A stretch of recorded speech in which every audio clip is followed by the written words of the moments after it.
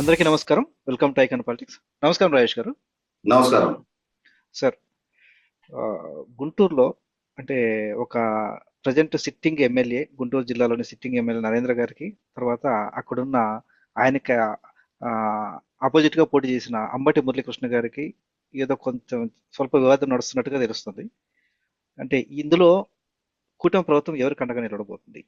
ఇందులోన ఒక వెంచర్ కంకరగుంట ఏరియాలో జరుగుతున్న ఒక వెంచర్, అది డిఫెన్స్ ఏరియాలో సంబంధించిందని అన్నట్టుగా తెలుస్తుంది. అక్కడ డిఫెన్స్ ఏరియా కాదు, రైల్వే ట్రాక్ పక్కన. రైల్వే ట్రాక్ పక్కన ఒక వెంచర్ నడుస్తుంది, రియల్ ఎస్టేట్ వెంచర్. సో అక్కడ ఎన్ఓసి వచ్చేసి 5 అంతస్తులకు ఉంటే అందులో ఆయన 15 అంతస్తులుగా మలుచుకునేసి దాన్ని కన్స్ట్రక్ట్ జరుగుతున్నట్టు తెలుస్తుంది. దీనికోసం తప్పు అని చెప్పేసి నరేంద్ర గారు పోరాడుతున్నారు. తర్వాత ఆ, వాళ్ళకి అంటే అంబటి మురళీకృష్ణ గారికి సపోర్ట్ గా, కిలారి వెంకటరోష గారికి సపోర్ట్ గా కొన్ని చీకటి జీవోలు వచ్చినట్టుగా తెలుస్తుంది. ఏంటి, ఎలా చూడాలి, ఏం జరుగుతుంది అక్కడ? మీకు తెలిసిన సమాచారం మొత్తం చెప్పండి సార్. ఇప్పుడు వాస్తవంగా అంబటి మురళీకృష్ణ మొన్న గడిచిన ఎన్నికల్లో పొన్నూరు అసెంబ్లీ నియోజకవర్గం నుంచి వైసీపీ అభ్యర్థిగా పోటీ చేసిన వ్యాపారస్తుడు, బిల్డర్. ఇతను స్వయాన వైసీపీ మాజీ మంత్రి అంబటి రాంబాబు గారికి తమ్ముడు. ఇతను ధూళిపాల నరేంద్ర గారి మీద మొన్న ఎన్నికల్లో పోటీ చేయడం జరిగింది. ఆ ఎన్నికల్లో పోటీ చేసిన సందర్భంగా కూడా, ఆ ఎన్నికల ప్రచార సందర్భంగా ఒక బహిరంగ సభలో అప్పటి వరకు పొన్నూరు శాసనసభ్యుడిగా ఉండి ఆ ఎన్నికల్లో గుంటూరు పార్లమెంటు వైసీపీ అభ్యర్థిగా పోటీ చేస్తున్న కిలారి రోషయ్య గారు, ఈ అంబటి మురళీకృష్ణ ఇరువురు ఆ బహిరంగ సభలో ప్రసంగిస్తూ వాళ్ళు చేసిన ఒక బాధ్యత రాహిత్యపు ప్రసంగం ఏంటి అంటే, 7 సార్లు పొన్నూరు నియోజకవర్గం నుంచి కంటెస్ట్ చేసిండి అప్పటికి 5 సార్లు శాసనసభ్యుడిగా నెగ్గున్న ధూళిపాల నరేంద్ర గారు, అంటే 6 ఎన్నికల్లో పోటీ చేసి అప్పటికి 5 సార్లు నెగ్గున్నారు, 7వసారి కంటెస్ట్ చేస్తా ఉన్నారు. సుదీర్ఘ రాజకీయ నేపథ్యం ఉన్న కుటుంబానికి సంబంధించిన ధూళిపాల నరేంద్ర గారిని కులం పేరిట సంబోధించడం ఒక బాధ్యత రాహిత్యపు ప్రసంగం. చదువుకున్న వ్యక్తులు అయి ఉండి, సుదీర్ఘకాలం నుంచి రాజకీయాలను చూస్తూ ఉండి, కోడ్ ఆఫ్ కండక్ట్ అమల్లో ఉండగా ఎన్నికల ప్రచార సందర్భంగా జరిగిన బహిరంగ సభలో ధూళిపాల నరేంద్ర గారిని కులం పేరిట ప్రస్తావించి, మా సామాజిక వర్గానికి ఇన్ని వేల ఓట్లు ఉన్నాయి, నీ సామాజిక వర్గానికి ఎన్ని ఓట్లు ఉన్నాయి అంటే, ప్రజలు నాయకుడి కులం ప్రాతిపదికగా ఎంపిక చేసుకుంటారా? ప్రజా జీవితంలో నాయకుడిగా అతని ట్రాక్ రికార్డు ప్రాతిపదిక ఎంపిక చేసుకుంటారనే కనీస మాత్రం అవగాహన లేకుండా ఏదో ఒక రకమైన పోలరైజేషన్ ద్వారా మనకు ఓట్లు వస్తే చాలేమని చెప్పని ఒక సంస్కారహీనపు ప్రసంగం చేశారు. సరే, ఎన్నికలు పూర్తయ్యాయి. ఫలితాలు ఏ విధంగా వచ్చాయనేది మనందరం చూసాం. ధూళిపాల నరేంద్ర గారు 6వసారి కూడా శాసనసభ్యుడికి ఎన్నిక కావడం జరిగింది. అయితే అప్పటికి ఈ అంబటి మురళీకృష్ణ గారు గుంటూరు కంకరకొంట గేట్ సమీపంలో ఉండే పాత జూట్ మిల్, ఆ జూట్ మిల్ ప్రాంగణంలో గ్రీన్ గ్రేస్ అపార్ట్మెంట్స్ అని చెప్పని ఒక అపార్ట్మెంట్ క్లస్టర్ నిర్మాణానికి పూనుకొని ఉన్నాడు. ఇది Guntur Secunderabad via Nadikudi main railway track కి ఆనుకొని ఉంటుంది ఈ ప్రెమిసెస్. అంటే మధ్యలో కాంపౌండ్ వాల్ ఉన్న రైల్వే ట్రాక్ నుంచి బఫర్ జోన్ కి లోబడే ఈ స్థలం ఉంటుంది. ఇటువంటి పరిస్థితుల్లో రైల్వే వారి ఎన్ఓసి తప్పనిసరిగా తీసుకోవాలి.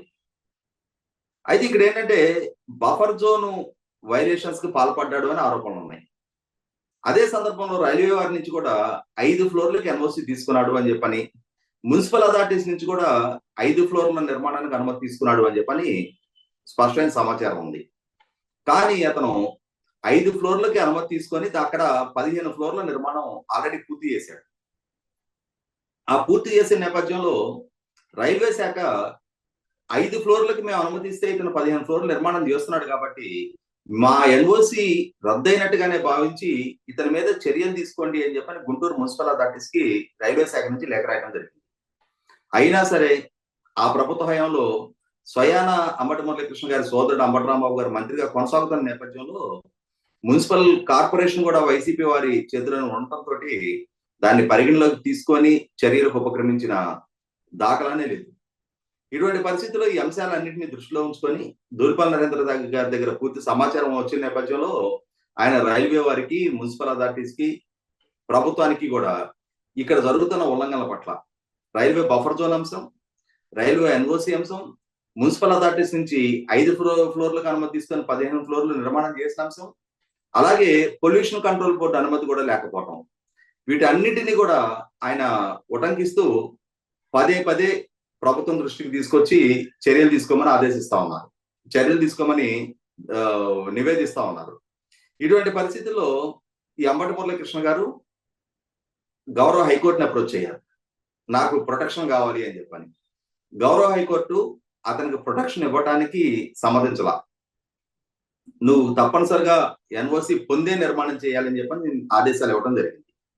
ఇటువంటి పరిస్థితుల్లో ఈ అంబటి మురళీకృష్ణ గారికి మద్దతుగా అంటే ఎటువంటి వ్యవస్థ కూడా, ఏ డిపార్ట్మెంట్ కూడా తనకు మద్దతుగా నిలవడానికి ఆస్కారం లేకుండా అయిపోయింది. కళ్ళ ముందు పక్కా వైలేషన్స్ కనిపిస్తా ఉన్నాయి. ఇటువంటి పరిస్థితుల్లో మనకి అందుతున్న సమాచారం ఏంటి అంటే, నిన్న నాకు స్పెసిఫిక్ గా తెలిసిన సమాచారం ఏంటి అంటే, ఈ పర్టికులర్ వివాదం ఇట్లా నడుస్తూ ఉండగానే ప్రభుత్వం వైపు నుంచి, మున్సిపల్ అర్బన్ డెవలప్మెంట్ మినిస్ట్రీ వైపు నుంచి ఒక జీవో విడుదలైంది. అంటే బిల్డింగ్ అనుమతులని అమెండ్ చేస్తూ ఒక జీవో రావడం జరిగింది. ఆ జీవోలో క్లాజ్ నెంబర్ 54 లో 102 సబ్ క్లాజ్ లో వచ్చేటప్పటికి ఏంటంటే, డిఫెన్స్ ల్యాండ్ కి ఆనుకొని ఏదైనా ఒక నిర్మాణం జరుగుతున్నప్పుడు డిఫెన్స్ వారి అభ్యంతరాలు అంటే నిరభ్యంతర పత్రం అంటే ఎన్ఓసి లేకుండానే వీళ్ళు నిర్మాణం చేసుకోవచ్చు. అలాగే రైల్వే ట్రాక్ బఫర్ జోన్ కి ఆనుకొని నిర్మాణం చేస్తున్నప్పుడు కూడా రైల్వే వారి ఎన్ఓసి లేకుండానే వీళ్ళు నిర్మాణం చేసుకోవచ్చు. కాకుంటే ఆ రైల్వే వారి అభ్యంతరాలు ఏముంటాయో ఆ అభ్యంతరాలు వాటిని పరిగణలోకి తీసుకొని వైలేషన్స్ లేకుండా నిర్మాణం చేసుకోండి, వాళ్ళ ఎన్ఓసి మీకు అవసరం లేదు అని చెప్పని ఒక కొత్త జీవో రావడం జరిగింది. ఈ జీవో వచ్చిన నేపథ్యంలో వాస్తవంగా ఆ జీవోను కూడా సీక్రెట్ గా జీవోగా పెట్టి దాని మీద ప్రజల అభ్యంతరాలని వారం రోజుల్లోగా తెలియజేయమని చెప్పని ఒక షార్ట్ నోటీస్ తోటి జీవో విడుదల చేశారు. ఇది దూలిపాల నరేంద్ర గారికి తెలియటం జరిగింది. దాంతో రైట్ టు ఇన్ఫర్మేషన్ యాక్ట్ కింద వాళ్ళ సమాచారం తెప్పించుకొని వాళ్ళు విస్తుపోవడం జరిగింది. ఒక పక్క మనం ఇతని మీద ఇంత ఫైట్ చేస్తా ఉంటే, ఇతనికి లబ్ధి చేకూర్చే జీవో ప్రభుత్వం వైపు నుంచి ఎలా విడుదలవుతుంది? అతను ఇప్పటికే ఎన్ఓసి వైలేషన్స్ కు పాల్పడ్డాడు, అనుమతులు లేకుండా నిర్మాణాలు చేశాడు. అటువంటి వాళ్ళకి అనుమతులు అవసరం లేదనే జీవో ప్రభుత్వం వైపు నుంచే వస్తే, ఇటువంటి వాళ్ళకి పాముకు పాలు పోసినట్టు అవుతుంది కదా. ఏ విధంగా ఇది సహేతుకం అని చెప్పని ఇవాళ వాళ్ళు విస్తుపోయి ప్రభుత్వానికి తమ అభ్యంతరాన్ని తెలియజేస్తూ లేఖ రాయడం జరిగింది. సీఎం గారి దృష్టికి అంశాలన్నీ తీసుకురావడం జరిగింది. ఇక్కడ జరుగుతున్న చర్చ ఏంటి అంటే, మున్సిపల్ అడ్మినిస్ట్రేషన్ మినిస్టర్ గా ఉన్న నారాయణ గారిని ఈ అంబటి మురళీకృష్ణ గారు, కిలార్ రోసే గారు వంటి వాళ్ళు ప్రభావితం చేశారా? ఇందుకే కిలార్ రోసే గారు జనసేన కూటమిలోకి జాయిన్ కావడం జరిగిందా అనే రకరకాల చర్చలు నడుస్తా ఉన్నాయి.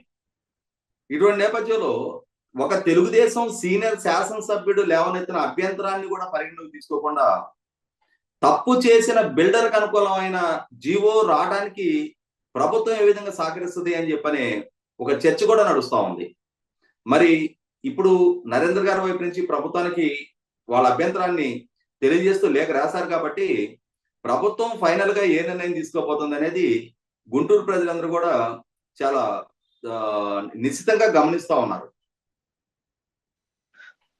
ధన్యవాదాలు సార్. ఖచ్చితంగా ఈ చీకటి జీవోని 2021లో వచ్చిన ఈ చీకటి జీవో 243ని ఖచ్చితంగా ఈ మంత్రివర్గం లేదంటే ఈ ప్రభుత్వం దాని మీద రివ్యూ చేసి అలాంటివి రద్దు చేసి ఇలాంటి విషయాలకి చెక్ పెట్టాలని ఆశిద్దామండి. ధన్యవాదాలు సార్.